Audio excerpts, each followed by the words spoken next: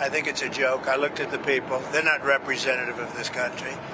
And I looked at all the brand new signs paid for, I guess it was paid for by Soros and other radical left lunatics. And by the way, I'm not a king. I'm not a king. I work my off to make our country great. That's all it is. I'm not a king at all.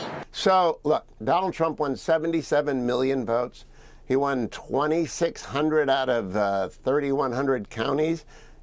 He won all 7 swing states. He won big. And so I don't know what they were demonstrating about, especially when it was on the Saturday following the Monday when the hostages came home, the last living hostages from Israel came home, and a huge victory for President Trump. Remember this, Donald Trump has never, ever, not in 3 elections, won a majority of the vote. Never.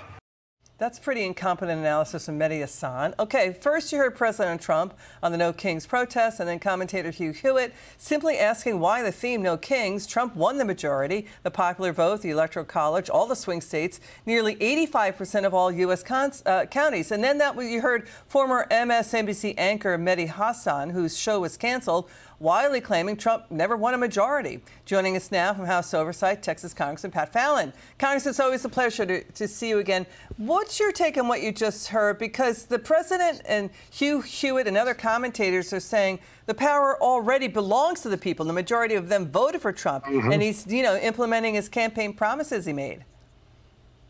Liz, that was spin, and a little more spin. The American people spoke in November, and they chose overwhelmingly Donald Trump. He won all 7 swing states, as was just mentioned, and he won the popular vote by over 2 million. 2 million more Americans chose his leadership. He's been in office less than a year in his second term, and he's succeeding wildly. And the left has they're sore losers, and they're certainly welcome to protest.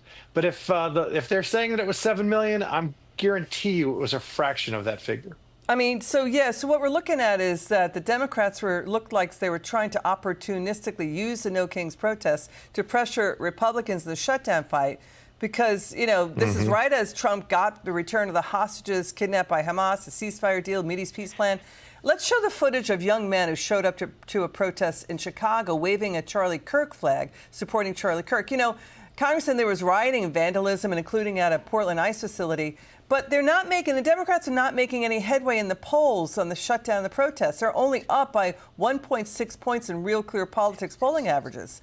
That's at a break point for the midterms next year for them.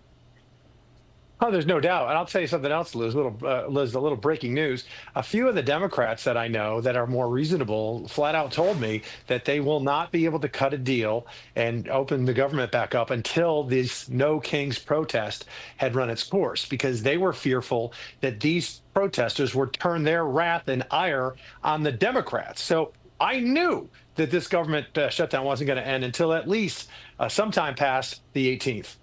Wow. So they just caved to extremism. Okay, Congressman Pat Fallon, great to see you again. Thanks for that information.